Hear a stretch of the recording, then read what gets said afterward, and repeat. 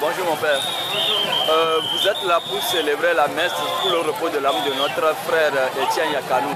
Oui. Quel sentiment vous anime en ce moment? Humainement parlant, c'est un sentiment de dégoût et d'indignation profonde pour la façon dont on l'a laissé mourir. Yakanou ne devait pas mourir. Mais dans la foi, je pense que sa mort produira du fruit pour notre pays. C'est pour moi l'occasion d'interpeller tous nos dirigeants afin qu'ils cessent de diriger le Togo comme on dirige, comme on conduit un troupeau de bêtes sauvages. Ils doivent avoir du cœur pour avoir pitié de leurs frères et sœurs, de nous tous qui croupissons dans la misère.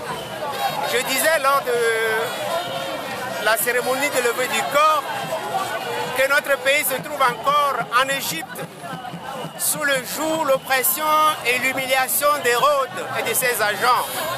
Ce n'est pas une insulte à leur égard, mais je crois que laisser des innocents croupir en prison, laisser des innocents mourir comme sont morts Yakanou, Touti, Anselme, ce n'est pas humain. Je n'ai rien contre eux, nos dirigeants. Je crois que parfois c'est la peur qui les fait agir de telle manière, mais de grâce, ils ont encore l'occasion de se ressaisir, l'occasion de se racheter. Ce peuple n'est pas méchant. Il est capable d'oublier le passé, d'oublier les erreurs, les humiliations, l'oppression, pour se retourner vers l'avenir, ensemble avec les anciens dirigeants, s'ils se convertissent. Donc c'est un appel que je lance à eux. Comme disait Monseigneur Bariga, voilà, il suffit d'une petite étincelle pour que ce pays s'enflamme. Nul n'a intérêt que ce pays s'enflamme. Tous nous devons nous ressaisir.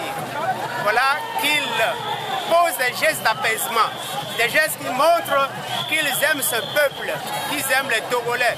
Et le peuple est capable de pardonner. Nous sommes dans une période très critique.